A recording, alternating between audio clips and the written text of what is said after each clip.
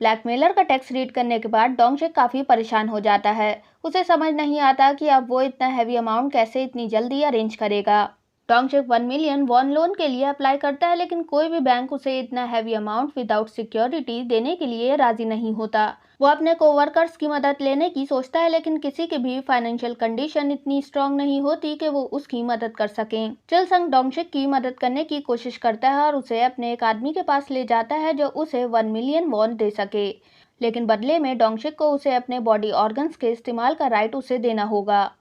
चिलसंग idea देता है कि डोंगशिक अपने फादर के रेस्टोरेंट को बेच दे। डोंगशिक अपने फादर के रेस्टोरेंट जाता है और उनसे बात करने की कोशिश करता है कि आजकल रियल एस्टेट के प्राइसेस काफ़ी हाई चल रहे हैं, तो वो अपना रेस्टोरेंट बेचकर काफ़ी मुनाफा कमा सकते हैं। लेकिन उसके बात करने से पहले ही उसके पेरेंट्स उसे अपनी फर्स्ट मीटिंग के बारे में बताते हैं और कैसे उसकी स्टेप मदर ने अपना क्लोथिंग स्टोर बंद करके उसके फादर के रिटायरमेंट मनी से ये रेस्टोरेंट खोला था और तब से लेकर आज तक उन्होंने काफ़ी मेहनत की थी, बताते हैं। रेस्टोरेंट की वजह से ही डोंगशिक के पेरेंट्स उसकी और अपनी औलादों की जिम्मेदारी उठा पाए थे। डोंगशिक के फादर कहते हैं कि अगर उन्हें कोई $1 बिलियन भी देगा अपना रेस्टोरेंट बेचने के लिए, तो वो कभी भी अपनी प्रॉपर्टी नहीं बेचेंगे। ये सब सुनकर डोंगशिक फिर से निराश हो जाता है और वो अपने पेरेंट्स से कोई भी बात नहीं कर पाता। ऑफिसर शिम पार्टनर टेक्सो से उस मोबाइल नंबर का पता लगाने को बोलती है जिससे उसके पास टेक्स्ट मैसेज आया था। टेक्सो बताता है कि ये नंबर किसी बर्नर फोन का था जिसे ट्रैवलिंग के वक्त यूज किया जाता है। तभी कैप्टन रियो वहां पहुंच जाते हैं और ऑफिसर शिम को अपने साथ बात करने के लिए ले जाते हैं। ऑफिसर शिम कैप्टन रियो को बता देती है कि उसके पास एक इन्फॉर्मेंट का टेक्स्ट मैसेज आया था जो उसे प्रीडेटर के बारे में इंफॉर्मेशन देना चाहता है।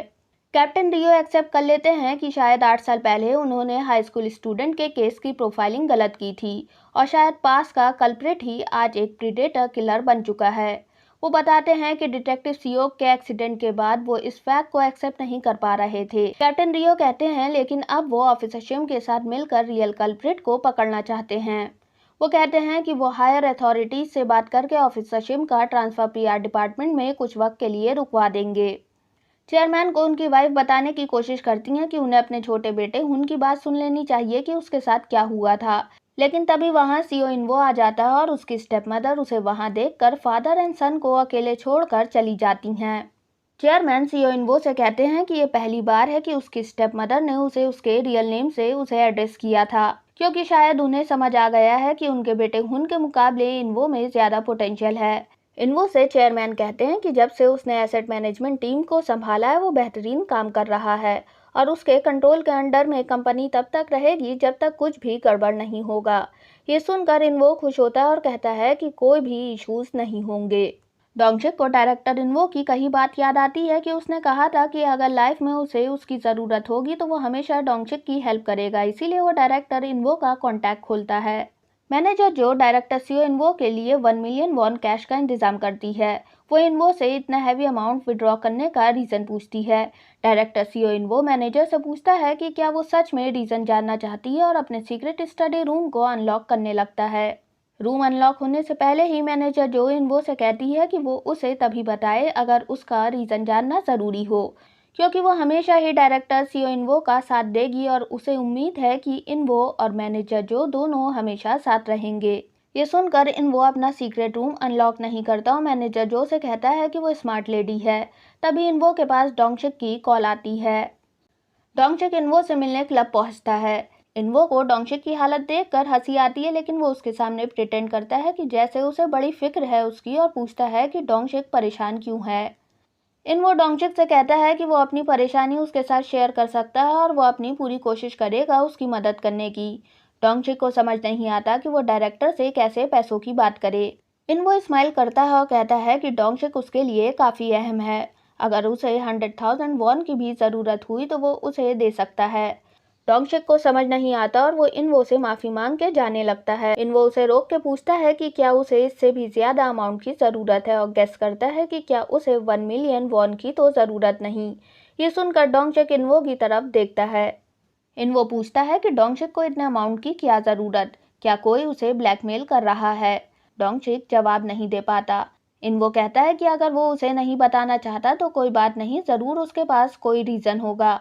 वो डोंगशिक से कहता है कि ये काफ़ी ज़्यादा अमाउंट है, इसीलिए वो गारंटी से नहीं कह सकता कि अरेंज हो पाएगा या नहीं, लेकिन वो कोशिश अपनी पूरी करेगा। ये सुनकर डोंगचक वहां से चला जाता है। रास्ते में डोंगचक सोचता है कि उसको डायरेक्टर से मदद नहीं मांगनी चाहिए थी। वो ब्लैकमेलर को मैसेज सेंड करता है कि अगर वो इंस्टॉलमेंट्स एक्सेप्ट नहीं कर सकता तब उसको उसे कुछ और वक्त देना चाहिए इतना अमाउंट अरेंज करने का।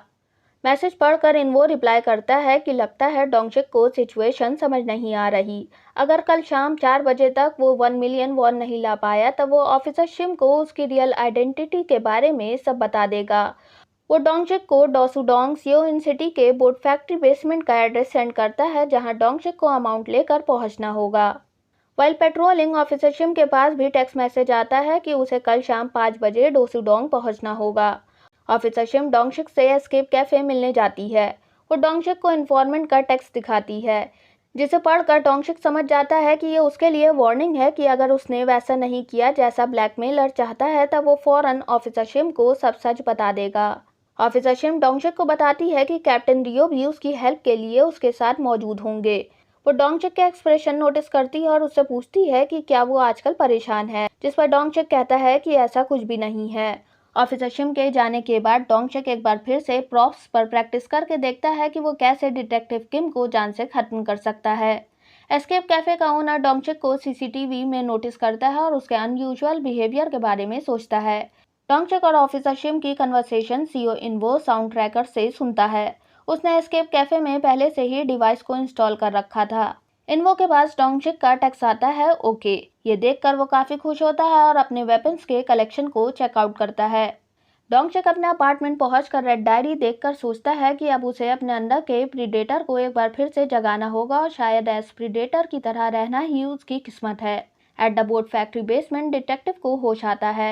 वो खुद को यूं बंधा देखकर रस्सी खोलने की कोशिश करता है। तभी इन्वो की आहट सुनकर वो दोबारा बेहोश होने की एक्टिंग करता है। इन्वो जब वहां पहुंचता है कहता है कि अब तक उसे होश में आ जाना चाहिए था और डिटेक्टिव को किक करता है। डिटेक्टिव किम हर्ट होता है और आंखें खोल देता है। वो इन्वो से कहता है कि वो उसे जिंदा रहने दे क्योंकि अब उसके पास ऑलरेडी सारे सबूत मौजूद हैं। कोई भी डिटेक्टिव की बातों का यकीन नहीं करेगा। अगर इन्वो उसे जाने देगा तब वो कभी लौटकर कंट्री वापस नहीं आएगा। इन्वो रिप्लाई करता है कि डिटेक्टिव किम को यूं अपनी जिंदगी की भीख मांगते देख वो उसको और भी ज्यादा जल्दी जान से खत्म करना चाहता है, लेकिन इस बार वो उसे जान से खत्म नहीं करेगा बल्कि डोंगचक करेगा।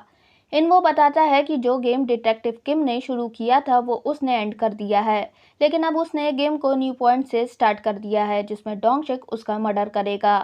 डोंगचक ब्लैकमेलर की लोकेशन पर जाने के लिए चिलसंग से उसकी कार बोरो करता है।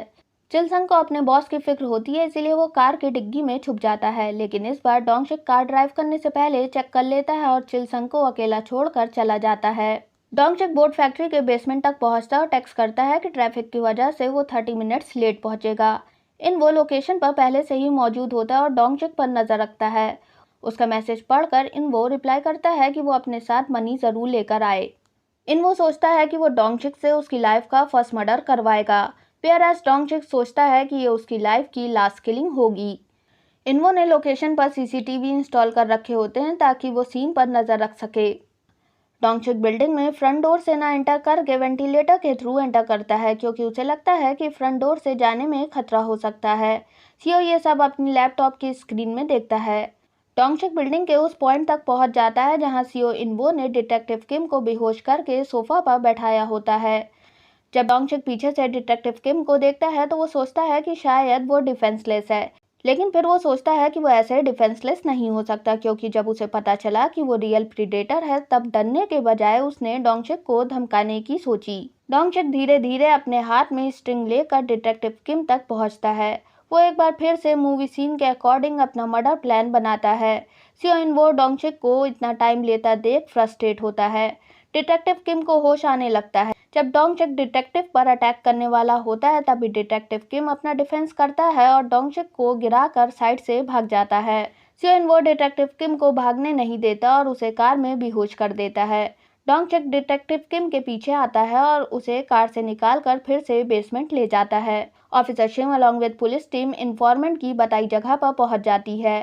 कैप्टन रियो कहते हैं कि इन्फॉर्मेंट का मैसेज आने पर ऑफिसर शिम अकेले उससे मिलने जाएगी और टेक्स्ट का इंतजार करते हैं। इन द बेसमेंट डोंगचक डिटेक्टिव को बांध देता है। जब डिटेक्टिव किम को होश आता है, वो डोंगचक को बताने की कोशिश करता है कि रियल प्रीडेटर सीओ इनवो है और वो उसको ब्लैकमेल कर रहा था। लेकिन डोंगचक को समझ नहीं आता और उसको लगता है कि डिटेक्टिव उससे जिंदा रहने की मिन्नतें कर रहा है। डोंगचक कहता है कि उसने अपनी प्रीडेटर लाइफ को पीछे छोड़ दिया था और एक स्ट्रेट लाइफ गुजारने का फैसला लिया था, लेकिन डिटेक्टिव ने उसे फिर से एक प्रीडेटर बनने पर मजबूर कर दिया। डिटेक्टिव किम डोंगचक को पागल समझता है और सोचता है कि आखिर ये कौन है। डोंगचक डिटेक्टिव को मारने के लिए अपने बैग से नाइफ निकालता है। डिटेक्टिव किम चिल्लाने लगता है। जब डोंगचक आगे बढ़ता है, उसे आवाज लगती है और डर से छुप जाता है। उसे लगता है कि कहीं ऑफिसर शिम तो वहां नहीं आ गई, लेकिन फिर उसे रियलाइज होता है कि ऑफिसर शिम को उसकी एग्जैक्ट लोकेशन नहीं मालूम है, शायद हवा की आवाज थी। ये सब देखकर सीओ इनवो को डोंगचक पर गुस्सा आता है और वो काफी फ्रस्ट्रेट हो जाता है इस चूहे बिल्ली के खेल से। ऑफिसर शिम का मैसेज इनवो के पास आता है कि वो उसकी बताई लोकेशन पर पहुंच गई है, जिसके बाद सीओ इनवो डोंगचक को कॉल करता है। डायरेक्टर का फोन रिसीव करके डोंगचक कहता है कि वो बिजी है। सीओ इनवो उसे बताता है कि उसने 1 मिलियन वॉन का इंतजाम कर लिया है और खुद से मिलने बुलाता है। डोंगचक इनवो से मिलने क्लब जाता है। इनवो उसे 1 मिलियन वॉन कैश एक सूटकेस में देता है और उससे सवाल करता है कि एटलीस्ट डोंगचक उसे वजह बता सकता है कि क्यों यूं अचानक उसे इतने अमाउंट की जरूरत पड़ी, और गेस करता है कि डोंगचक को कोई ब्लैकमेल कर रहा है, जिस पर डोंगचक नोट करता है। इनवो डोंगचक से कहता है कि क्या उस पर्सन को इतना अमाउंट देने से उसे लगता है कि ये प्रॉब्लम सॉल्व हो जाएगी। ऐसे इंसान पर भरोसा नहीं किया जा सकता जो किसी की वीकनेस जानकर उसे ब्लैकमेल करे। हो सकता है वो जिंदगी भर डोंगचक को ब्लैकमेल करता रहे। डोंगचक इनवो से पूछता है कि फिर उसे क्या करना चाहिए।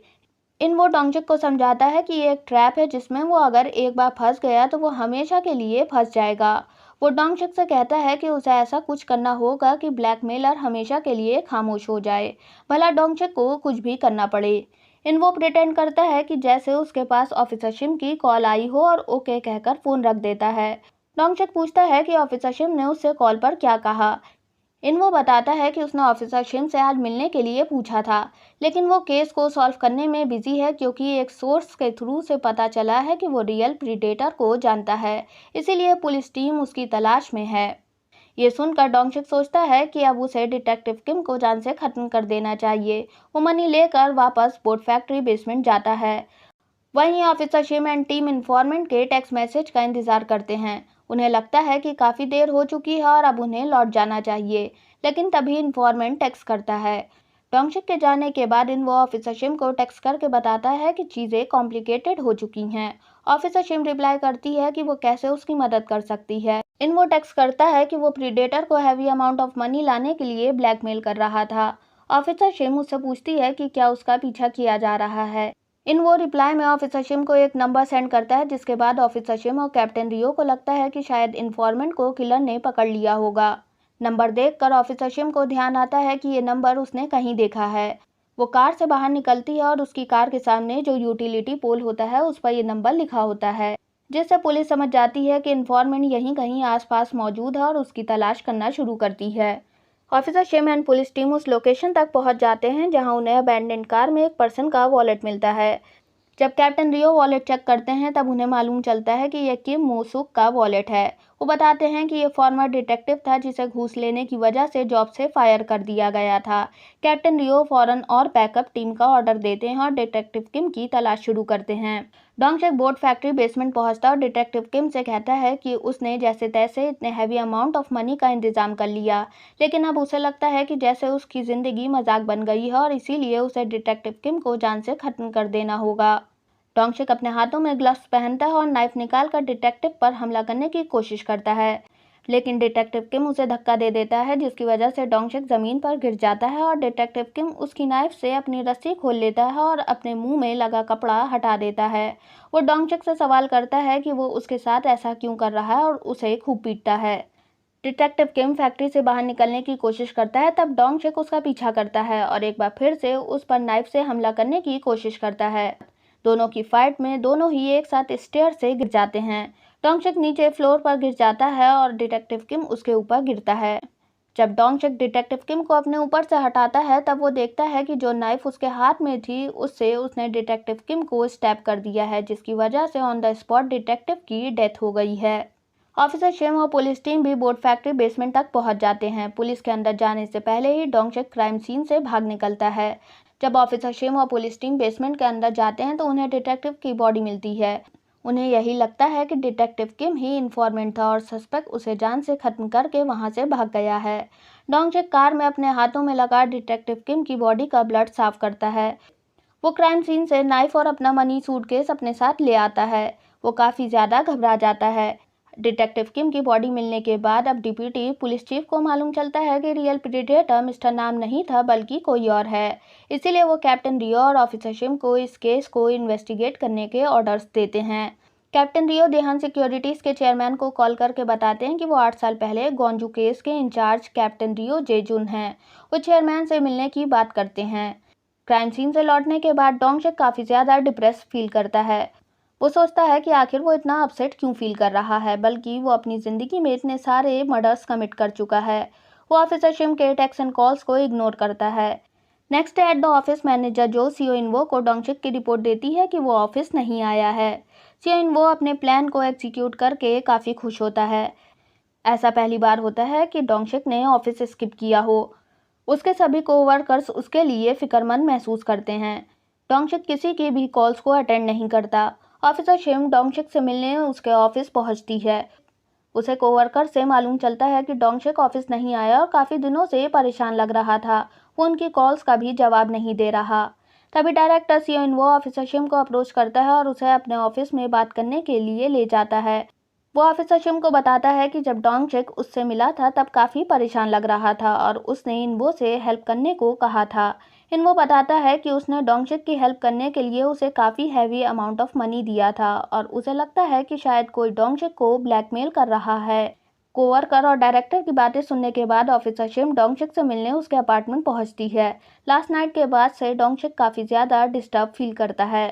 जब ऑफिसर शिम डोंगशिक के अपार्टमेंट जाती है, डोंगशिक उसके नॉक करने पर रिप्लाई नहीं देता, जिस पर ऑफिसर शिम उसे कहती है कि उसे मालूम है कि डोंगशिक अंदर है और उसे ये भी मालूम है कि कोई उसे ब्लैकमेल कर रहा है। वो जब तक अपना दरवाज़ा नहीं खोलेगा वो वहाँ से नहीं जाएगी। ये सुनकर डोंगशिक बाहर निकलता है और ऑफिसर शिम से कहता है कि उसे नहीं मालूम कि डायरेक्टर सीओ ने उसे क्या बताया है, लेकिन उसे कोई ब्लैकमेल नहीं कर रहा, बल्कि वो काफ़ी ज़्यादा बीमार है इसीलिए ऑफिस नहीं गया था। डोंगशिक काफ़ी ज़्यादा रेस्टलेस फील करता है। ऑफिसर शिम उसका बॉडी टेम्परेचर चेक करती है तो वो काफ़ी ज़्यादा होता है, जिसके बाद ऑफिसर शिम डोंगशिक को अपार्टमेंट में ले जाती है और उसका ख्याल रखती है। ऑफिसर शिम डोंगशिक के सर पर पानी की पट्टी रखती है और उसे दलिया एंड मेडिसिन देती है। वो कहती है कि उसे डोंगशिक को काफ़ी कुछ बताना था, लेकिन वो उसे फिर कभी बताएगी। डोंगशिक वॉशरूम यूज़ करने जाता है। ऑफिसर शिम उसके रूम में ध्यान देती है कि उसका सारा मूवी कलेक्शन और पोस्टर्स वहाँ मौजूद नहीं हैं। उसे वो सूटकेस भी मिलता है जिसमें 1 मिलियन वॉन होते हैं। वो ये देखकर हैरान हो जाती है। उसे इनवो और अपनी कन्वर्सेशन याद आती है। ऑफिसर शिम अपने मोबाइल में इन्फॉर्मेंट के सेंड किए सभी टेक्स्ट को दोबारा रीड करती है। तभी डोंगशिक बाथरूम से अपना हाथ पीछे कर बाहर निकलता है और ऑफिसर शिम की तरफ देखता है। यूँ अचानक डोंगशिक को देखकर ऑफिसर शिम चौंक जाती है। यहीं पर साइकोपैथ डायरी एपिसोड 10 खत्म हो जाता है। क्या ऑफिसर शिम का शक यकीन में बदल जाएगा? जानने के लिए स्टे ट्यून।